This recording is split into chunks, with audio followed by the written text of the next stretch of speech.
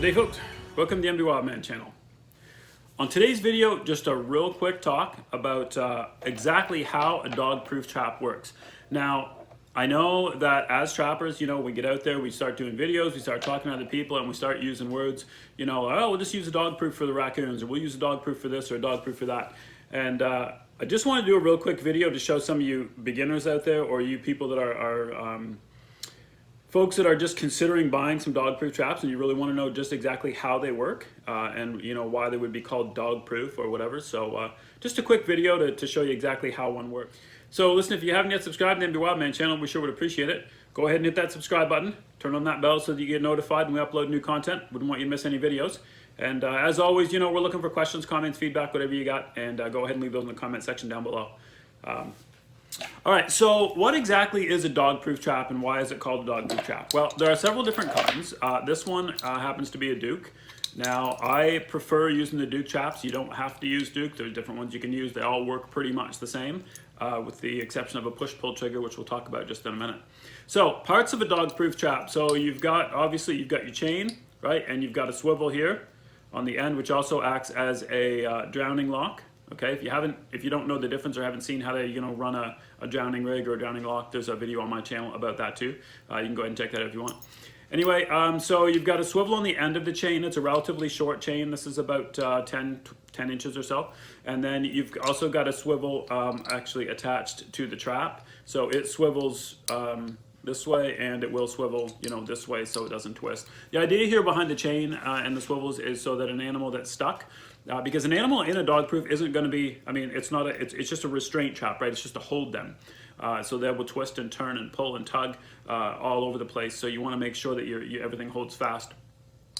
You've got your ground spike, which is simply just exactly what it sounds like. It's a spike to drive this thing into the ground. I've seen people stick them in hay bales. I've seen people tap them into stumps, whatever. It doesn't matter. It's just, the idea is just to hold this in an upright or angled position, right? So either upright like this in the ground or angled like this, whichever you want in the set. Okay, so you've got your spring, right, which is a heavy duty. This is tough, right? These are hard springs, lots of pressure here. And you've got your dog, same as you would on a normal restraint trap. And then you've got your trigger, which is partially inside the trap and partially outside the trap. So the outside part, if you can see it, the outside part is right here, right, with the latch right there, okay?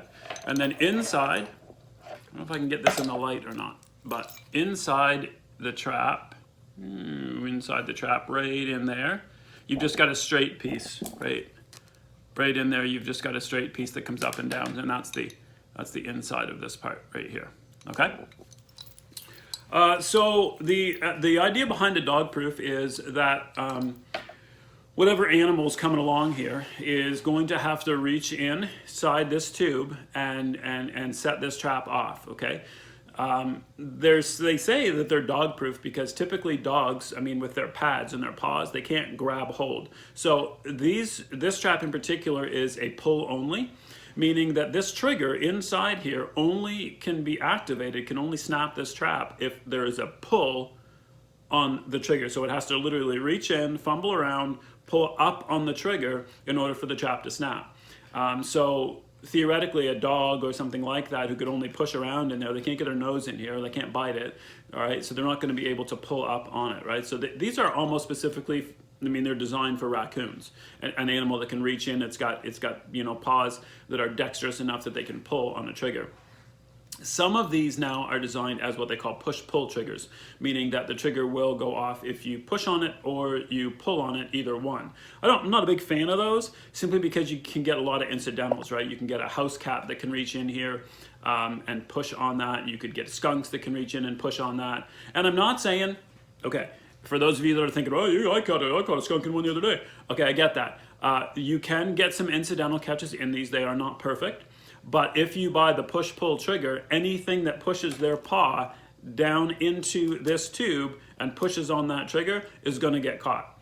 So that may be exactly what you're looking for out on your line. Great if it is. But for me, I want these to be raccoon specific. And if I take the odd skunk, well, okay. but I want them to be raccoon specific because I use these a lot for ADC work and for nuisance wildlife work and those types of things, okay? So I use a pull only trigger. So those are the parts of the trap for those of you, that are curious or that are usually looking into it. What this looks like when it's set is something entirely different. And you can set these a variety of different ways. There's actually a tool that you can get that goes around the trigger and then pushes down on the spring. I typically don't use the tool because I end up losing them out on the line. If you want to know what they look like, there is a video on the channel about how to make one. But I can set them by hand usually. So anyway, just hold on. Okay, so I guess I probably should have had gloves on before. This trap is probably going to need to be cleaned up a little bit before I put it out anyway, but I don't worry too much about scent for these. My goodness, raccoons will come in your back door and eat out of your kitchen garbage can, so they don't really care about scent. I'm not worried about scent for these. I do worry about pinching my fingers and all that, so I usually put gloves on. But okay, so in order to set these, basically you're just going to take the dog part and flip it up against the spring, just like that, so it's kind of ready. And then you're going to take anything, it doesn't matter what. I mean, for me, I can just push down on them usually, but for new people, you might just want to take something to help with the tension of the trigger, and you're just going to push down, right? So you just push down on this until we get it so that the dog holds the spring down, okay? So if you can do it without a little tool, that's fine. And then there's a look at the trap all set, okay?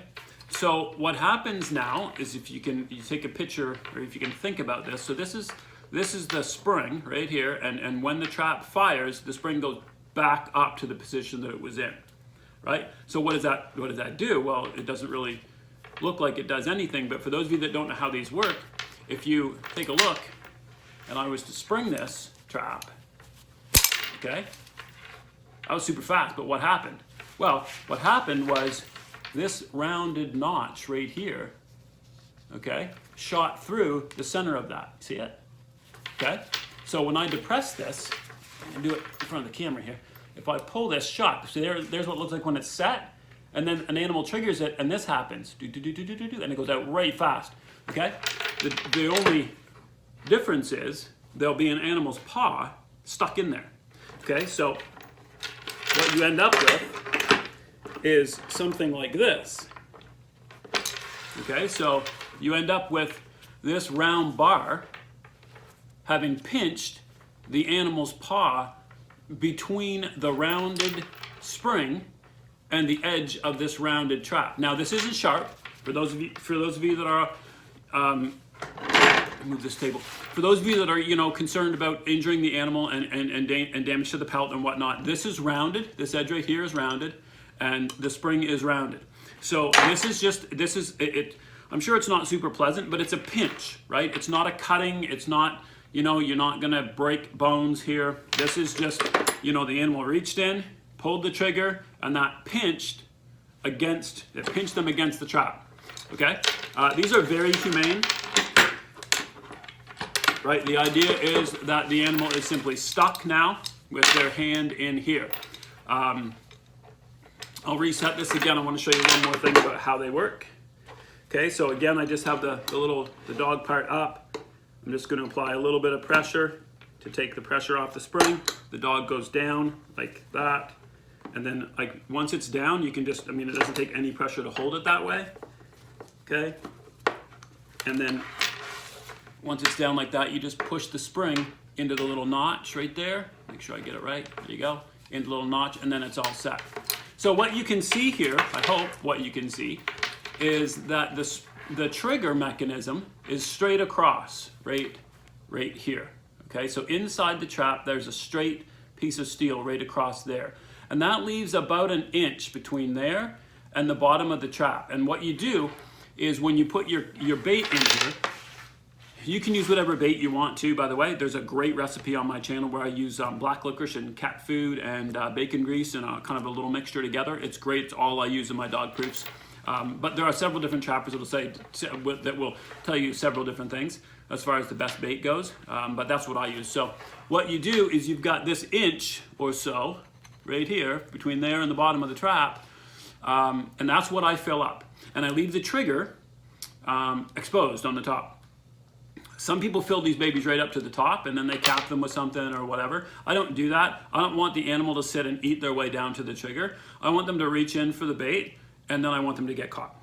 Okay, so, but again, that's a whole nother video on how to use these things if you want. This is just how they work. So your bait would be below the trigger, and when the raccoon reaches in and fumbling around in there for the bait, they're gonna try to move that piece of steel out of the way, or they're gonna grab some bait and they're gonna pull it up because they wanna eat it. And when they pull up, that's when this thing fires, okay? So when they pull up on that trigger, pulling up on the inside, right, pushes down on the outside, and then this lets go, okay? And then they're pinched and stuck there, right? That's the idea behind the dog proof. All right, there isn't much else to it than that. If you want to know how to use these or how to set these, you know, if you want some more detailed tutorials or some real up close and personal lessons on these, go ahead and leave that in the comment down below. I don't mind making a couple of videos for beginner dog proof stuff. And again, like I said, there are different types of dog proofs. Just look them up. This is the Duke one in particular, but they're pretty much all the same. They all work the same way except for the push-pull trigger.